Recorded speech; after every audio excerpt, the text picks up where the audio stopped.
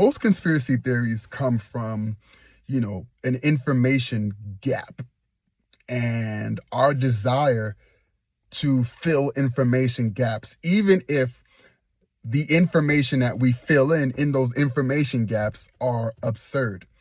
It provides us some sort of a peace, right? It provides us peace in knowing that we have some kind of an answer to, this problem or this thing, this situation. And, when I was growing up, I heard a lot of conspiracy theories, like a lot. And I believed them because, I was younger and I really didn't, think super critically about things. I just listened to what I was told. But also, again, I'm human, and, very oftentimes I had to just go with the flow in that information gap and say, okay, this is a piece of information that I'm missing. I can't just leave well enough alone. I got to fill it with something. And so I ended up believing them. And so that was a part of my culture growing up, a bunch of conspiracy theories. As I got older, I started to accept the fact that, there's some things that I'm not going to know, and I should be okay with not knowing them. Even a serenity prayer, gives us, a little insight into how we should handle those things, right? When the serenity prayer that says, Lord, grant me the serenity to change the things that I can, accept the things that I can, and the wisdom to know the difference between the two, or something like that. It's like, look, I should be able to accept the things that I cannot change. Similarly, I should be able to accept the things that I don't know. Like if I don't know something, it's okay if I don't know something. I shouldn't fill it with something to make me feel good, because what I'm filling it in with may not be right. And then it may be even more dangerous than me just not knowing. But in any case, that's my little rant on conspiracy theories. But there is one conspiracy theory that I think is a little more conspiracy than theory, or a little more theory, I should say, than conspiracy. And that's the idea that, at some point in time, we are going to run into martial law. Like the government is going to take over and force us into its will, et cetera, blah, blah, blah, blah, blah. And, make us do a whole bunch of things and start killing us off, et cetera, et cetera. That's a conspiracy theory that I used to believe back in the day. And then at some point in my adult life, I was like, that's rubbish. Why would that even ever happen? Martial law. Not here, not in America. But then I looked up martial law, right? Martial law is when the military takes control of the country. The military is who's running the country.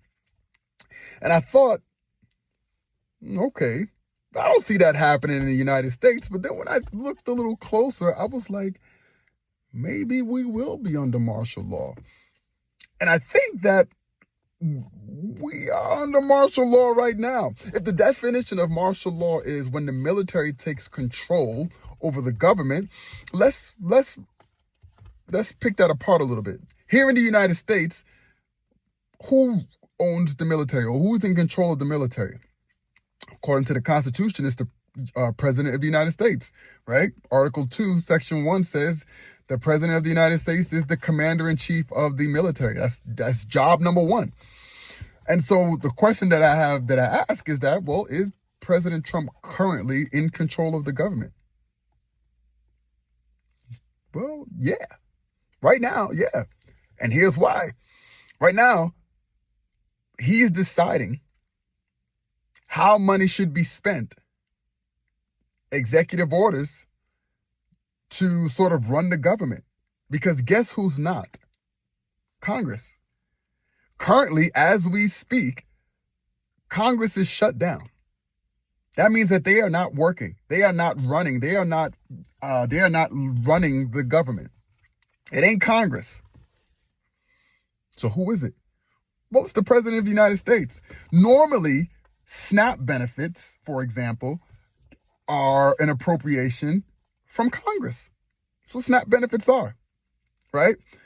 Right now, if Congress does not appropriate SNAP funds, who is? Well, who can?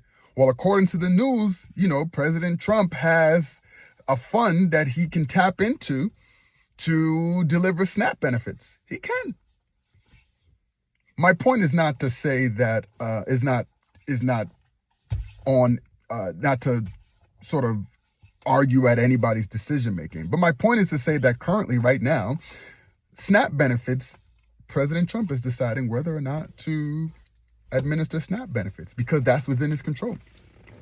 So because the government is shut down right now, the president is in control. And so right now, the government isn't running. The president is running everything. The military is running everything. We are in, right now, as we speak, a kind of a soft martial law. The only thing we're not seeing is military soldiers in the street. Unless you want to consider like the ICE agents or whoever kind of roaming the streets and sort of militarizing the streets. If you want to argue that that's what the military looks like in the streets, okay. But my point is to say that the government isn't running. And the president is right now running the government. That's not how the government works. It's not supposed to be the president. It's supposed to be like Congress and, a mixture of all three. But right now, the military is doing it, or AKA President Trump in this instance. So my question to throw out to you is, are we in a soft martial law? Right now, there was a congressperson-elect from California. Her name slips me. I think the last name is like Grijalda or something like that, of that nature, who is a duly elected congressperson. They have not been sworn in. And the reason they have not been sworn in is because, as Speaker of the House Mike Johnson says, the Congress is not in session. The Congress is not running. They are not doing anything, but the country's running, so someone is running it. It is the president at this current time. It's the military running the country. So are we in a soft martial law? Are we in martial law right at this very minute? My argument is yes.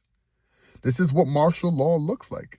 We are in it. We are in it. If I were President Trump, I would want to keep the shutdown going for as long as possible because I get to call the strings when the government is shut down. That's what I would do. Right? If I can control whatever I want to control, I would look. I'm not rushing for the government to open up because I'm pulling the strings right now. Right? What about election in 2026? What if the government is still shut down in 2026 and we're in this like soft martial law and the government isn't operating and the military, aka the president, is still in control? Will elections even happen? Mr. Mike Johnson, when is the government going to open up? Democrats and Republicans are blaming each other. Hey, it's the Republicans' fault. It's the Democrats' fault. It's the Republicans' fault. It's the Democrats' fault. And all while they're arguing on whose fault it is, the president who is running the country is like, fight amongst yourselves. I'm in control now. And folks, this is the definition. Textbook definition of martial law. When the military is in control of governance. We are in martial law.